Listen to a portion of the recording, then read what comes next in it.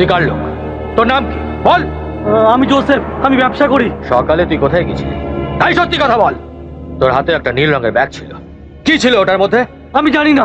এই, জানিস কার সামনে কথা বলছিস তুই? গুরু, গুরুর সামনে কথা বলছিস। এখনো বলছি, সত্যি কথা বল, নইলে তোর লাশ এখান থেকে গায়েব হয়ে যাবে। আমার গায়ে হাত দিলে ওই কেদারনাথ তোদের ছাড়বে না। আমার সামনে কেদারের নাম নিবি না।